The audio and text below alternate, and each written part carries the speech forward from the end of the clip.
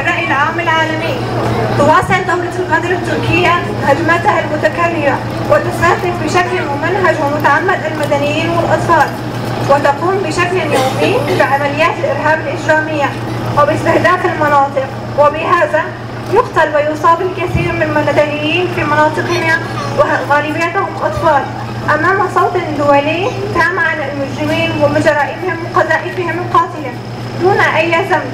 ففي يوم الأمس قام أحد مرتزقة فيلق الشام التابع للاحتلال التركي باختطاف فتاة كردية قاصر تبلغ من العمر 17 عاما من أهالي كباشين والاعتداء عليها جسديا وجنسيا، ومن ثم إعادتها لمنزل والديها وهي في حالة صحية نفسية مزرية.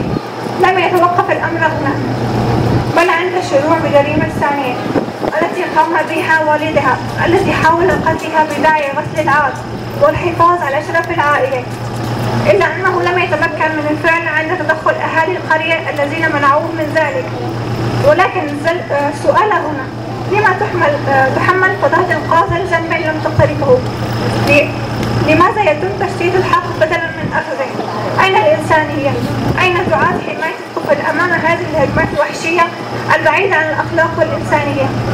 إننا في منظمة سارة لمناهضة العنف ضد المرأة ندين وبشدة الصمت الدولي التام، ونطالب المنظمات الإنسانية والحقوقية والقانونية ومنظمات حماية الطفل أن تلعب دورها لحماية الأطفال ليعيشوا كباقي أطفال العالم بأمن وسلام، وعليهم الوقوف أمام جرائم الاحتلال التركي ومحاسبتهم على ما تسببوه الأطفال.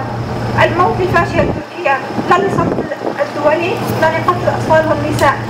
منظمة سارة لمناهضة المرأة، جنجيان آزادي، جنجيان آزادي، جنجيان آزادي، جنجيان آزادي.